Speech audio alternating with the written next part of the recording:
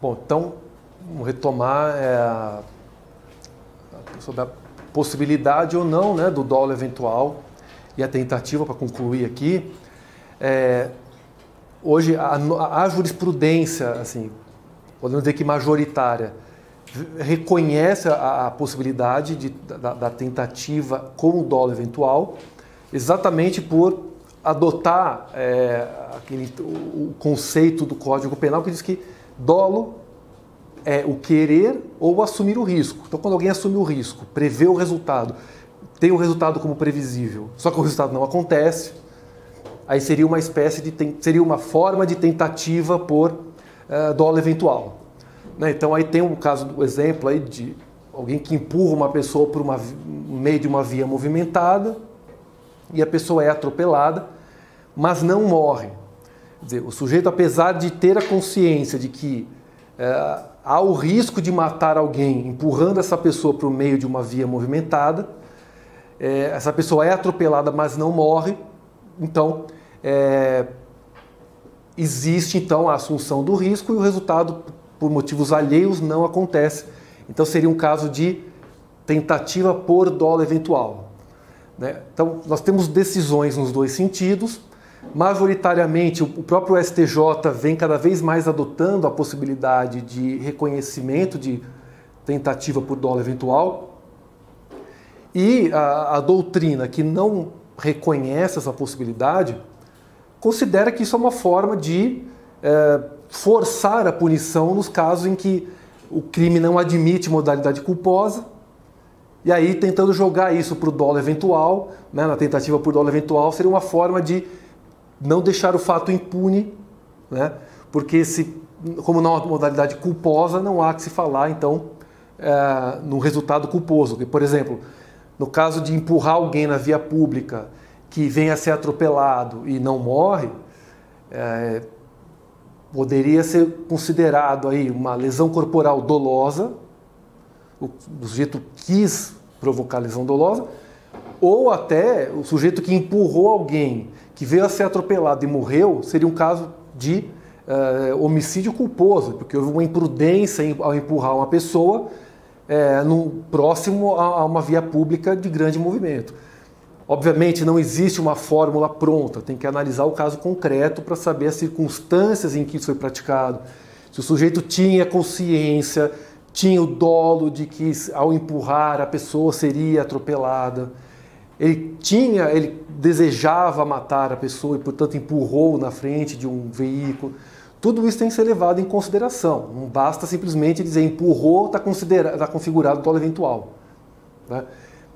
Tanto é que um único elemento não configura dolo eventual, e até já fugindo um pouquinho do assunto, mas nós temos aí já várias decisões recentes do STJ considerando que a mera embriaguez não é suficiente para isoladamente, né, não é suficiente para configurar dolo eventual. Que para configurar dolo eventual, a embriaguez tem que se juntar a outros elementos, né, para poder configurar. Porque se não houver outros elementos além da embriaguez, tem que ficar configurada a culpa consciente, que é a interpretação em dubio pro réu. Tá? Então esse é um tema bastante polêmico. Tá? Por exemplo, se perguntarem assim, num teste, por exemplo, de concurso, eu diria que lógico, na Defensoria Pública eu diria, não há compatibilidade de dolo eventual com tentativa. Né? O Ministério Público em São Paulo já deu vários pareceres pela impossibilidade na segunda instância. O Tribunal de São Paulo pouco se manifestou, mas tem decisões que não reconhecem. Né? Agora, numa prova discursiva, aí dá para discorrer sobre as várias teorias cognitivas e volitivas do dolo eventual para conceituar, e aí, a depender da teoria adotada, é possível ou não a tentativa por dolo eventual. Tá? Aí depende das teorias, aí eu sugiro que vocês estudem especificamente a distinção, as teorias do dolo eventual e da culpa consciente, para ver todas as teorias, pelo menos as principais, que tentam fazer a distinção entre um e outro. Tá? Eu até me disponho, no próximo semestre, vir e trabalhar essas teorias com vocês, fazer uma aula só de elementos subjetivos do tipo dolo e culpa, tá? Bom, levando em consideração, agora vamos voltar aqui para o próprio, vamos voltar para o item crimes, né? Que é para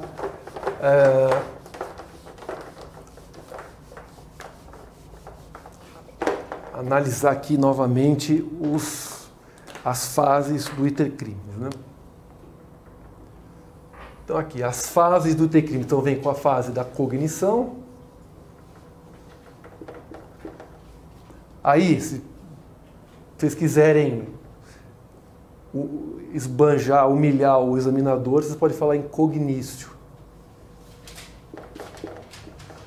Aí tem os atos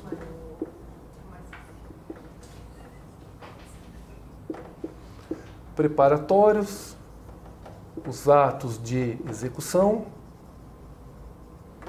e a consumação.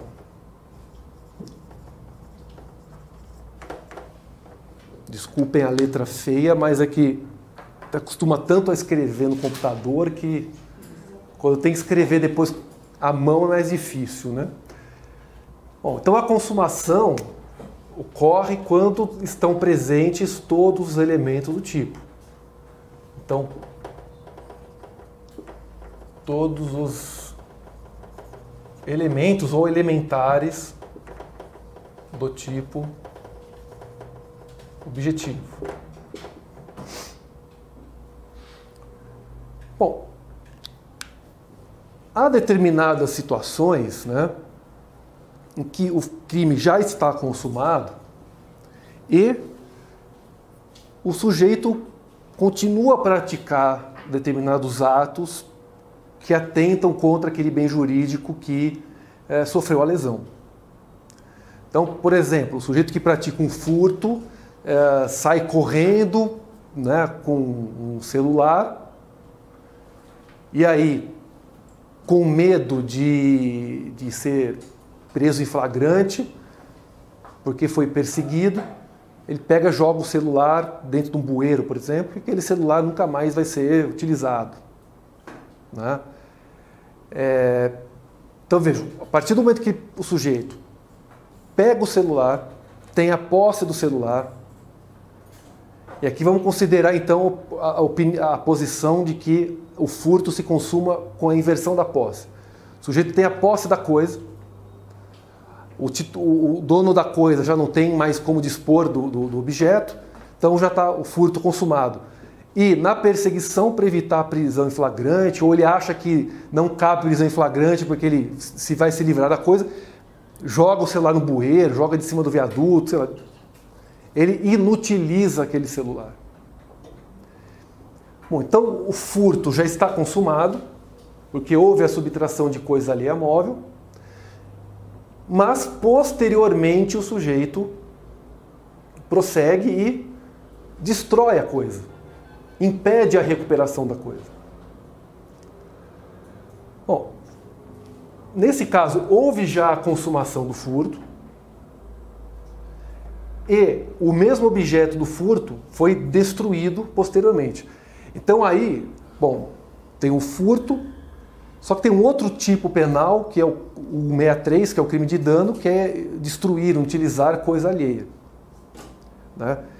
Então, será que o sujeito vai responder por furto e crime de dano? Isso. Então, quando há a consumação de um crime, né, e após a consumação há um desdobramento daquela conduta, essa conduta em regra atenta contra o mesmo bem jurídico que foi tido, é o mesmo patrimônio. Então já está consumado o crime de furto, mas como desdobramento natural o sujeito danifica, destrói aquele aparelho para não ser preso em flagrante. Então isso é o que se chama de... Então esse desdobramento do crime que já está consumado é chamado de exaurimento do crime, né? que também chama de pós-fatum impunível.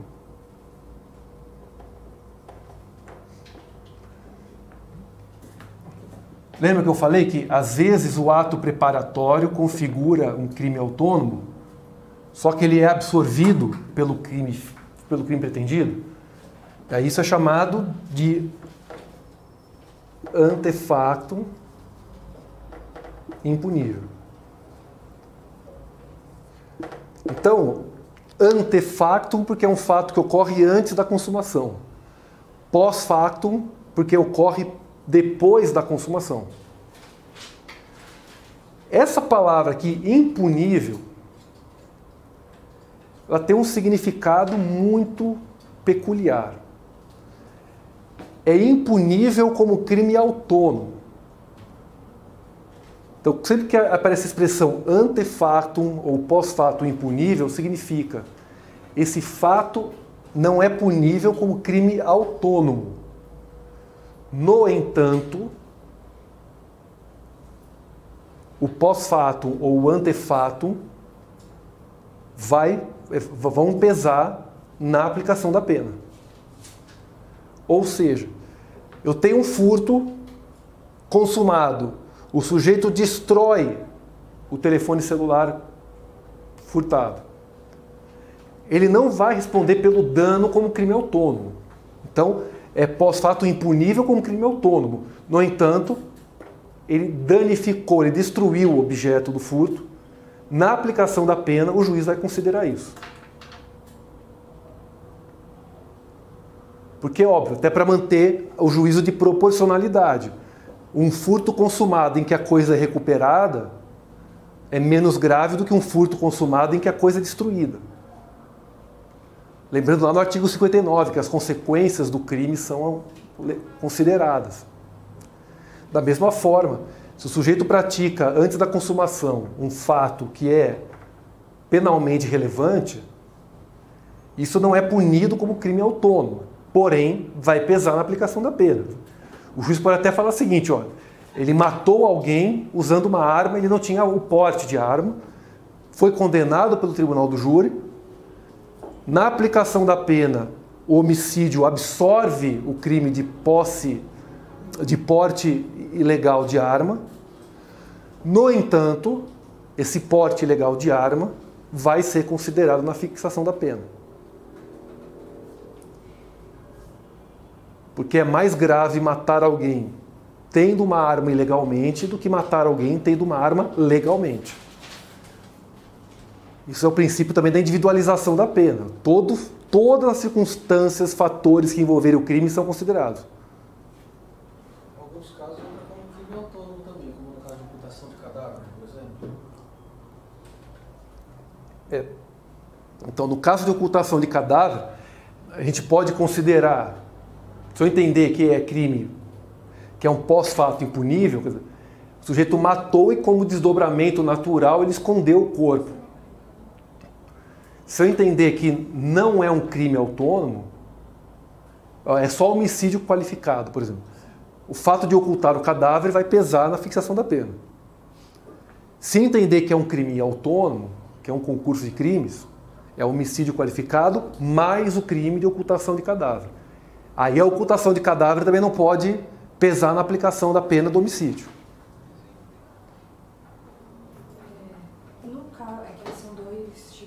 Bem jurídicos tutelados distintos, mas de homicídio que pratica crimes contra a dignidade sexual depois que a vítima morre é crime impossível?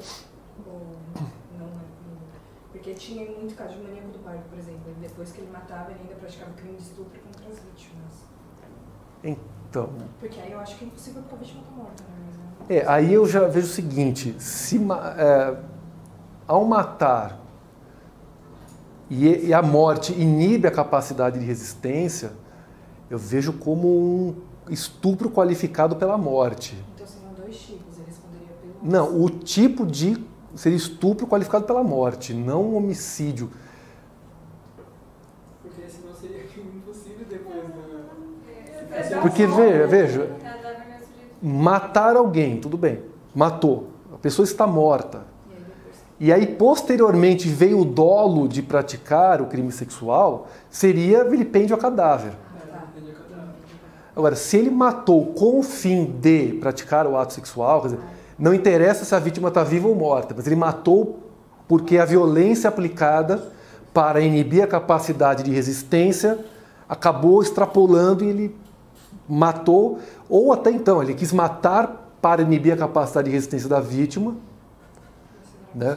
Então, ainda assim, eu acho complicado sim falar, porque eu acho assim, realmente, tem que ser, a violência teria que ser pelo menos concomitante com o ato, porque a partir do momento que a vítima morre, passa a ser um cadáver, e aí seria vilipêndio ao cadáver, né? Aí seria aí vejo como um homicídio, aí seria um homicídio e o vilipêndio a cadáver poderia ser absorvido ou não, né? Aí depende da interpretação que se dá, seria exaurimento do crime. É que eu acho que aí, o fato do vilipêndio a cadáver, nesse caso especificamente, não seria um desdobramento natural do homicídio, né? É diferente, mas ocultar o cadáver é muito mais natural do que... Porque se você for levar em consideração o próprio nome iuris, onde está... Uma coisa é a violação da dignidade sexual, e outra seria... São bens relatos distintos, né? Então... São bens jurídicos distintos. Eu, assim... O vilipêndio a cadáver, nesse caso especificamente, que seria ter a relação sexual com o cadáver, não seria o desdobramento natural do homicídio, diferente de ocultação do cadáver, que até para não ter provas. Ocultar o cadáver é desaparecer com provas do homicídio. Diferentemente do vilipêndio a cadáver de uma relação sexual que seria não só... O sujeito não só quer, ele não quis ocultar o cadáver, mas ainda foi uma conduta mais reprovável ainda, né? Então seria o caso de homicídio com vilipêndio a cadáver, não seria um crime sexual. Concurso material deles, é isso que eu falei. Seria concurso material, que são condutas... Não é só porque são bens distintos, mas que são condutas distintas. A diferença não estaria naquela questão do crime progressivo, de progressão criminosa? Não, aí é uma mudança de dolo, né? Quando no crime progressivo, na progressão criminosa, né? Há uma modificação do elemento objetivo do dolo. Quer dizer, o sujeito inicialmente tem o dolo de praticar um crime menos grave e na execução o dolo passa a ser de um crime mais grave. Então, o sujeito que tem inicialmente o dolo de praticar uma lesão corporal e durante a execução da lesão corporal passa a ter o dolo de matar. E aí, nesse caso, se há uma progressão do dolo, o crime mais grave absorve aquele menos grave. Quer dizer, não vai haver concurso de lesão com homicídio, vai haver concurso de homicídio. Só que o fato de ter praticado uma lesão corporal anteriormente vai pesar na fixação da pena. Tá, então tudo isso vai ser levado em consideração. Tá? Isso é importante, né? Essas perguntas são importantes para que vocês comecem também a desenvolver e chegar a concluir, e também concluir. Tem casos que não dá uma solução pronta. Falar, está pronto, está aqui a solução. Não existe. Direito penal é extremamente complicado. Tá? Eu não falo aqui do caso do pós-fato impunível. Vamos ver várias opiniões a respeito de possibilidade ou não da absorção de um crime pelo outro. Tá? Bom, tem algumas questões que são interessantes em respeito à relação ao iter crimes, que é a própria impossibilidade de alguns crimes terem essa estrutura do iter criminis bem fracionada, né? Por que isso? Vamos ver. Uma coisa que é importante também, não confundir conduta com ato. Tá? Porque a conduta é um comportamento formado de vários atos. Então, matar alguém é uma conduta. Só que o matar alguém tem vários atos. Municiar a arma, apontar a arma, gatilhar a arma, disparar. São vários atos que formam a conduta matar alguém. Então, a conduta descrita no tipo pode ser praticada mediante um único ato ou mediante vários atos. Então, aqui, os atos de execução, por isso esse nome, atos de execução. Porque é possível que tenha um único ato ou vários atos de execução, até se chegar na consumação. E é exatamente quando um crime, quando o tipo penal, e aqui vamos voltar, se a consumação é a ocorrência de todos os elementos do tipo, e o tipo penal para a consumação exige apenas um único ato, o tipo penal diz um único ato basta para a consumação. Então veja que não vai existir esse intervalo. A consumação vai coincidir com aquele único ato de execução. Então veja, se o tipo penal determina um único ato basta para a consumação. Então, a partir do momento que o sujeito pratica o único ato de execução, o momento que ele pratica o ato coincide com a consumação. Então, seria aqui, olha, praticou o ato de execução, aquele único ato está consumado. E esse ato eu posso dizer que é uma conduta, então? Esse único ato já é a própria conduta descrita. Então, vamos pegar, por exemplo, deixa eu pegar aqui vou pegar a injúria verbal. Eu chego para você e falo, você é um idiota. Um único ato de ofensa já é suficiente para a consumação. Nos crimes omissivos próprios, né? O fato em que o agente não cumpre o mandamento de agir. Quer dizer, ele tem que agir. O que é um crime omissivo? O crime omissivo é exatamente a desobediência ao mandamento. Existe um mandamento que diz você deve agir e se não agir, você responde pela omissão. No crime omissivo próprio, que ali diz deixar de fazer algo, deixar de prestar socorro, deixar de notificar doença cuja notificação seja compulsória. Esse único ato, deixar de, lembrando que a conduta pode ser uma ação ou uma omissão, né? Esse único fato, essa única conduta, deixar de notificar, já é suficiente para a consumação. E aí que entra aquela classificação dos crimes unissubsistentes e plurissubsistentes. Essa distinção tem relevância aqui, porque o crime unissubsistente é aquele em que o tipo descreve um único ato como suficiente para a consumação.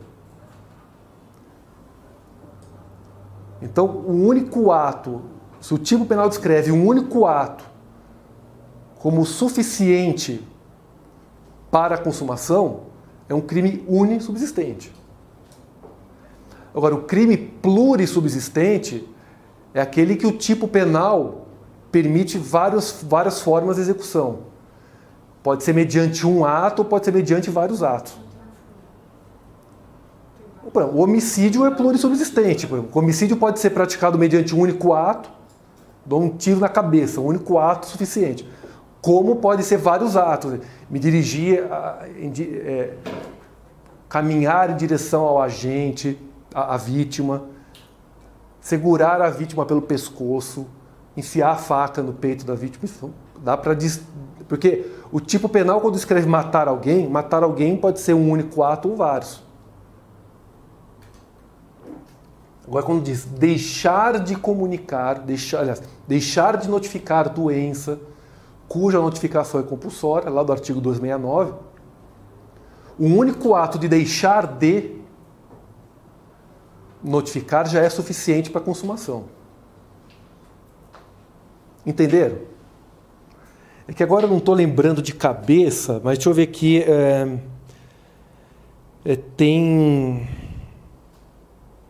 o caso da injúria verbal, os crimes omissivos próprios. Normalmente os crimes unissubsistentes são os crimes omissivos próprios, né, que é deixar de fazer algo. Né? Então vejo que quando no crime unissubsistente, o único ato de execução já é suficiente para a consumação, porque se a consumação é a presença de todos os elementos do tipo, e se o tipo exige uma única conduta para a consumação, essa única conduta já é suficiente para dizer que todos os elementos do tipo estão presentes. Então, o ato de execução se confunde com o momento da consumação. Então, nesses casos, não há esse intervalo aqui. Se não há esse intervalo, o que a gente diz, a doutrina afirma é o seguinte: nos crimes unissubsistentes não cabe tentativa. Ou o sujeito não pratica a conduta, e sequer dá para se cogitar crime, ou ele pratica aquela única conduta e o crime já está consumado. Por quê? Porque no crime unissubsistente o intercrime está aqui. Ó. A consumação está aqui. Deixa aí destacado em vermelho. Então diz, a consumação está aqui. Se confunde. Porque aí, onde ocorre a tentativa? A tentativa ocorre aqui.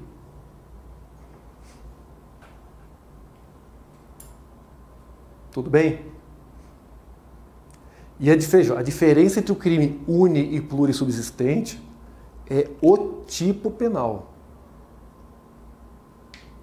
Não é o fato concreto. Porque, como eu falei, eu posso pegar num único ato, eu não gostei da pessoa, saco a arma e disparo. No único ato em que eu disparo contra uma pessoa já é o suficiente para matar. Mas o homicídio não é unissubsistente. Por quê? Porque o tipo penal do homicídio não descreve um único ato.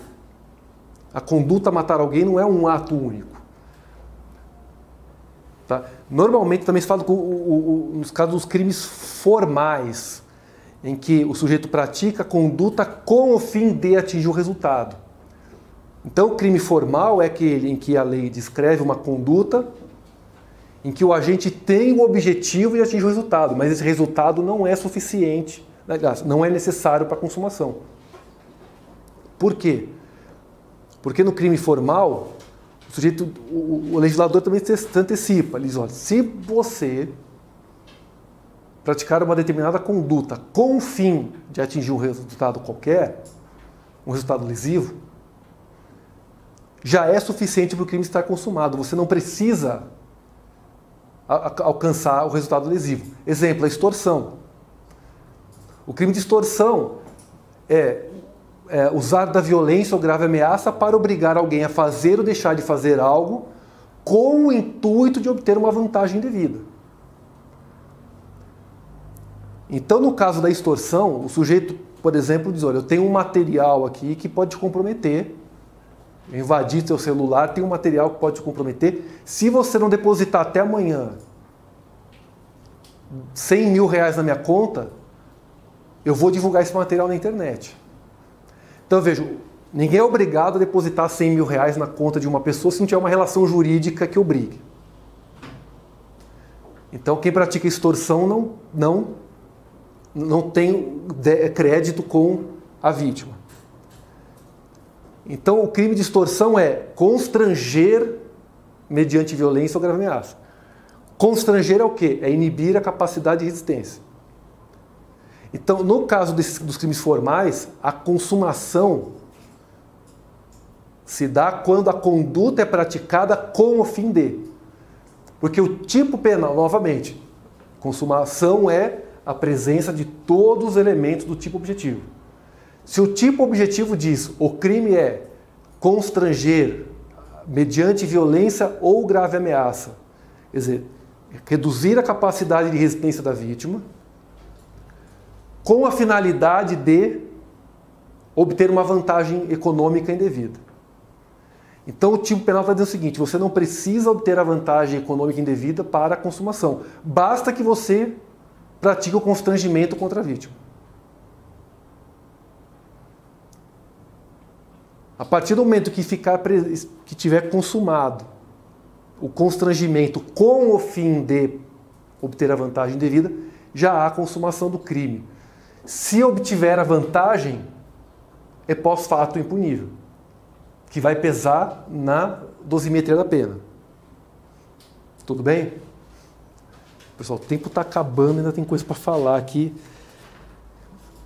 Eu acho que eu não vou conseguir falar tudo, mas aí na próxima, não semana que vem, na outra, quando vier, antes de entrar em antijuridicidade, eu falo de arrependimento eficaz, tá? Porque ainda tem que falar tentativa idônea.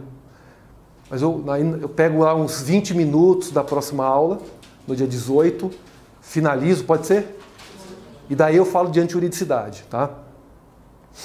Bom, então nesse caso do crime, então no caso do crime formal, é um exemplo também, o crime está consumado. Então o sujeito diz o seguinte, eu tenho aqui fotos suas comprometedoras, eu entrei no teu celular, vou te mandar uma para provar que eu tenho essas fotos. O cara recebeu a foto, pô, realmente ele tem um material e se sentiu inibido, falou, pô, não tem como resistir. O simples fato da pessoa se sentir constrangida, porque o verbo é constranger, já é suficiente para a consumação do crime. Porque o crime não é... Olha a diferença. Se a extorsão fosse a seguinte forma: obter vantagem indevida mediante constrangimento por meio de violência ou grave ameaça. Se o verbo fosse esse, obter vantagem indevida, aí o tipo está dizendo, olha, para a consumação você precisa conseguir a vantagem indevida. Se você ameaçar a vítima e não conseguir, seria tentativa. Só que o legislador usou outra forma, é o seguinte: constranger mediante violência ou grave ameaça com o intuito de obter vantagem indevida, significa o fato da vítima se sentir constrangida já é suficiente.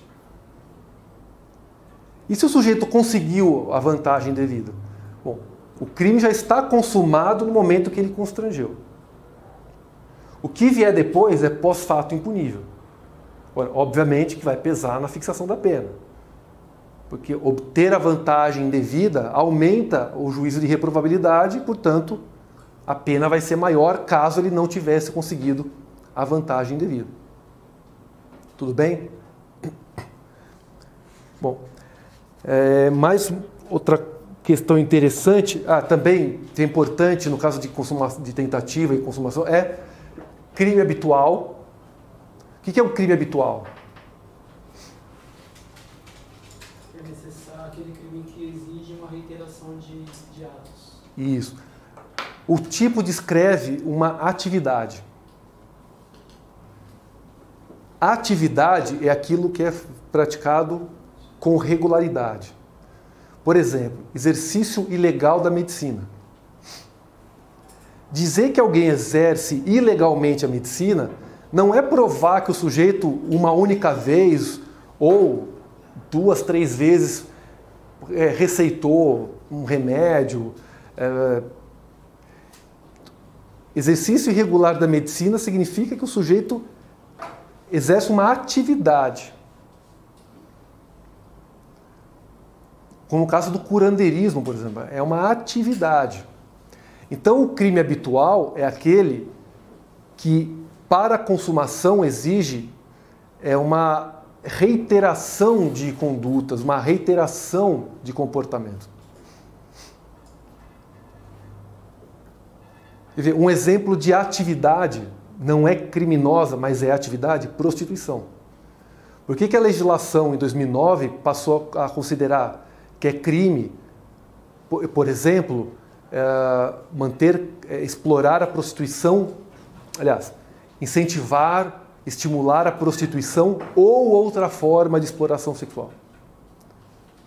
Porque há formas de exploração sexual que não são a prostituição, porque não são... A prostituição é uma atividade que exige, pelo menos, o intuito de persistência, né?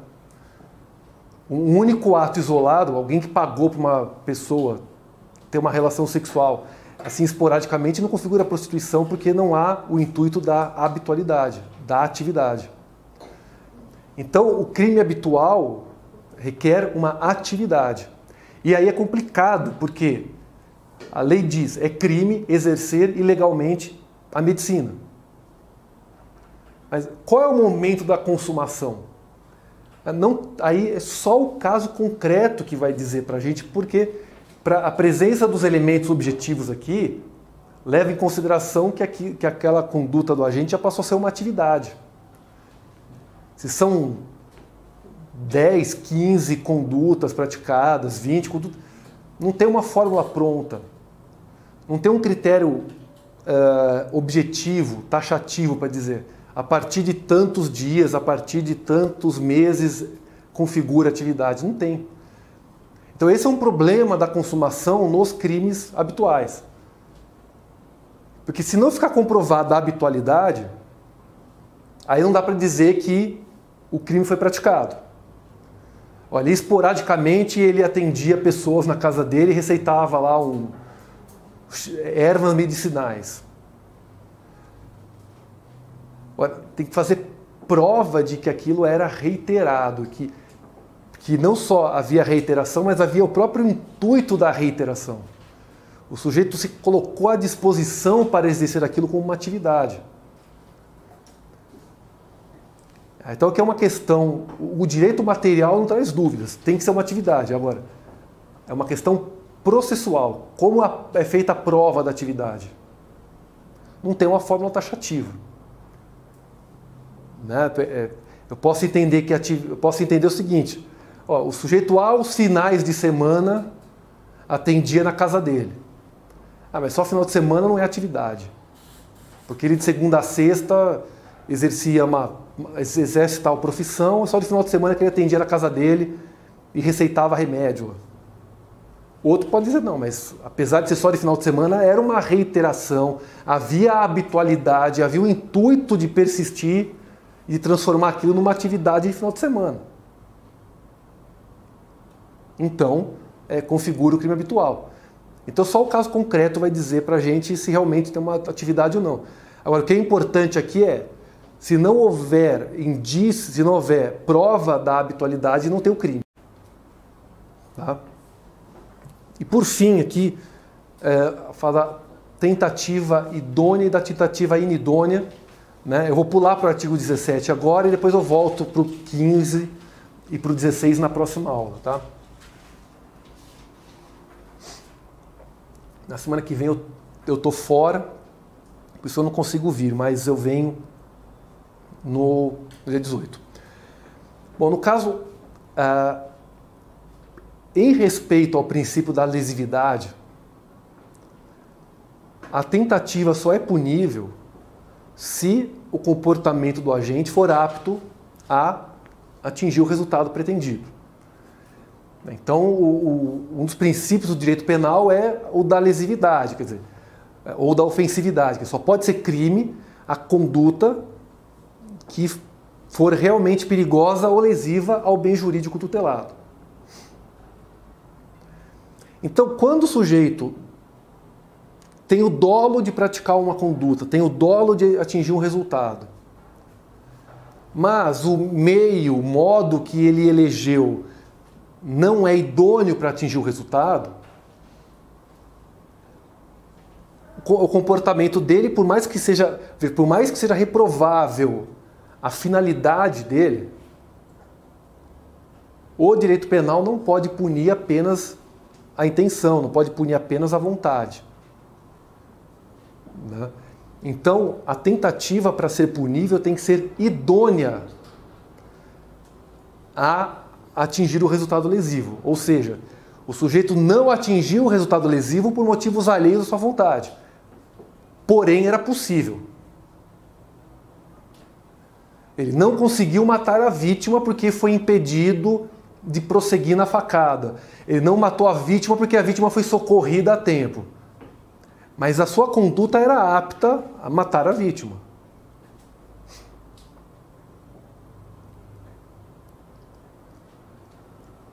Ora, o próprio Código, lá no artigo 17, diz: se o meio não for idôneo, seja porque a ineficácia absoluta do meio, ou porque a impropriedade do objeto, a tentativa é inidônea, trata-se de crime impossível.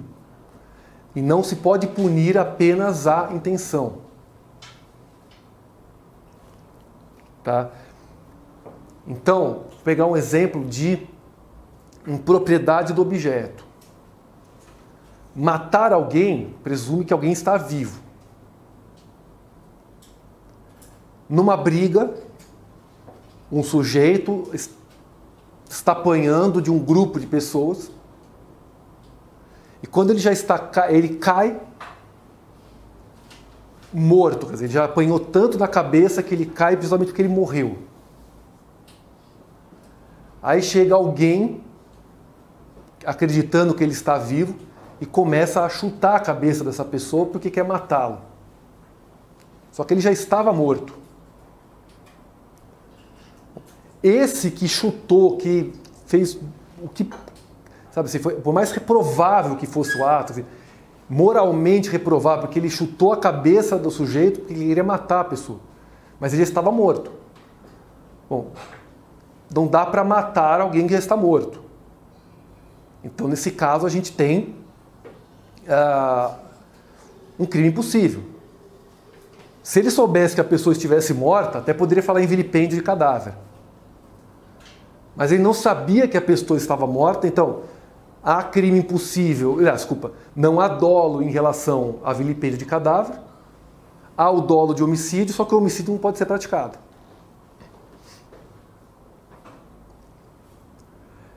Como também o crime pode ser impossível em relação à própria ineficácia do meio, quer dizer, ineficácia absoluta, quer dizer, não há a menor possibilidade daquele resultado acontecer.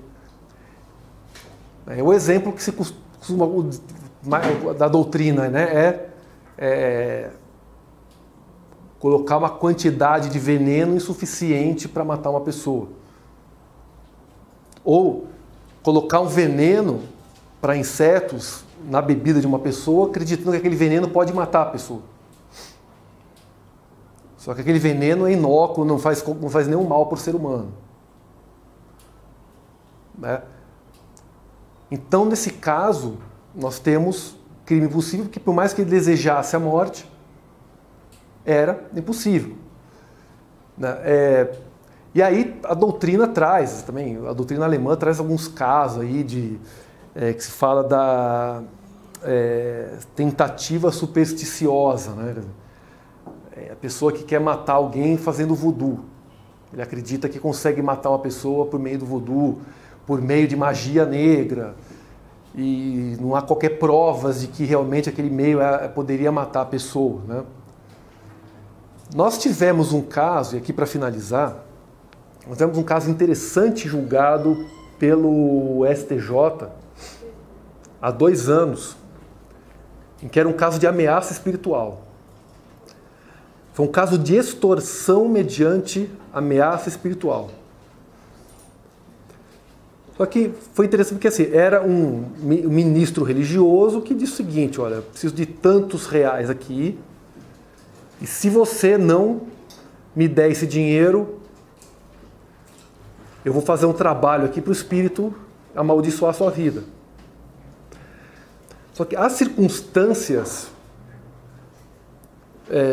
convenceram os ministros do STJ de que aquilo era um caso em que a pessoa acreditava realmente que poderia acontecer uma maldição,